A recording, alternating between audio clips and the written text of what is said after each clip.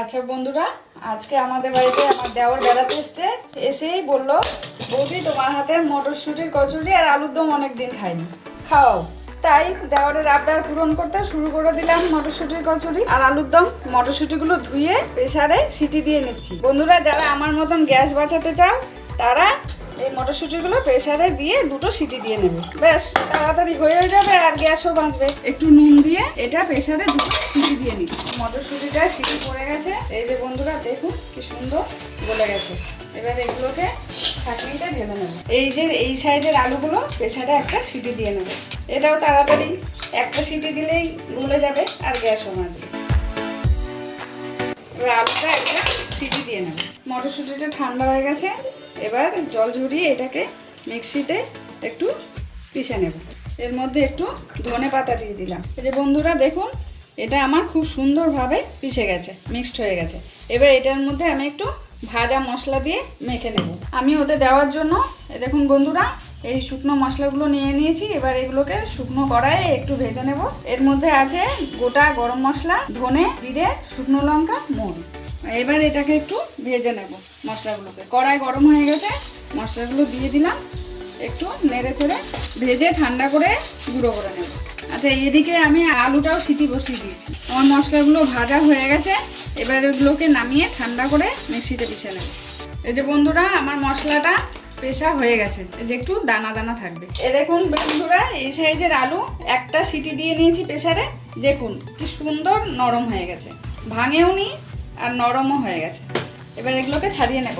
সিদ্ধটা এমন হয়েছে, ভাঙেও নি আবার সিদ্ধও হয়ে গেছে। এভাবে আমরা সব আলুগুলো ছাড়িয়ে নেব।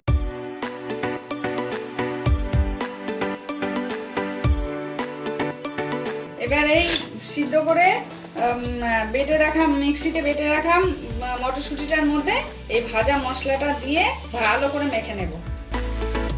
এভাবে করলে বন্ধুরা খুব স্বাদ হয় খেতে। এই যে মশলাটা দিয়ে মেখে নিলাম, এবার এর মধ্যে ময়দাটা দিয়ে একটা ডো তৈরি করে নিচ্ছি।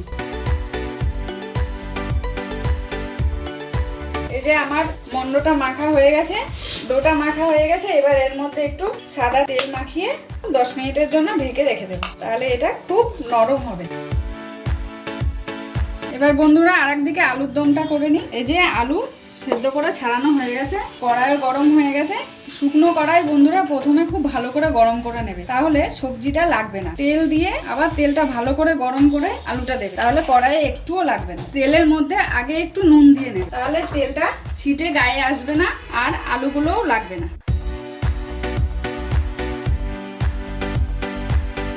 যে আলুগুলো আমার একটু ভাজা হয়ে গেছে, লাল লাল করে ভাজা হয়ে গেছে। আর দেখো বন্ধুরা, কড়াইয়ের গায়ে আমার একটুও লাগেনি। এবার আলুটাকে নামিয়ে নেব। এবার এই কড়াইয়ে বন্ধুরা আবার একটু তেল দিয়ে নিলাম। তেল গরম হয়ে গেছে, তেজপাতা, শুকনো লঙ্কা আর গোটা জিরে, টমেটো।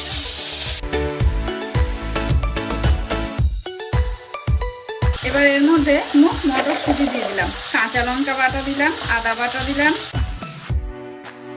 ধনের গুঁড়ো, জিরের গুঁড়ো আর একটু কাশ্মীরি লঙ্কার গুঁড়ো। কাশ্মীরি লঙ্কার গুঁড়োটা দিলাম একটু কালার আসার জন্য। এবার এটাকে ভালো করে কষিয়ে নেব। এর মধ্যে দিব একটু গরম মশলার গুঁড়ো। এই যে মশলাটা তেল ছেড়ে দিয়েছে, এবার আমি আলুটা দিয়ে দেব।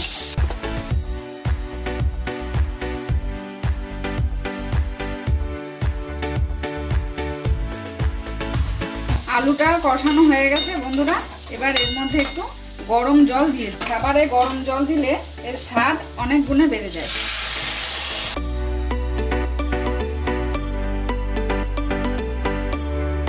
এবার এর মধ্যে একটু চিনি দিয়ে দিলাম।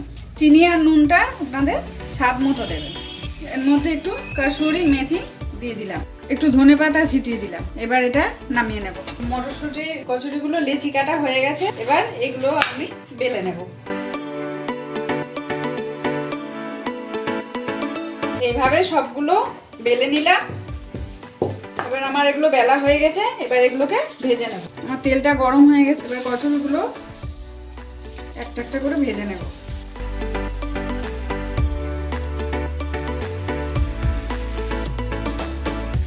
এভাবে একটু চাপ দিয়ে দিয়ে ভাজবে, দেখবেন কি সুন্দর ফুলবে।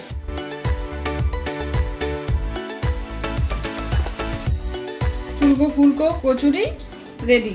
আজকে আমার দেওরের পছন্দের রেসিপি মটরশুঁটির কচুরি আর আলুর দম।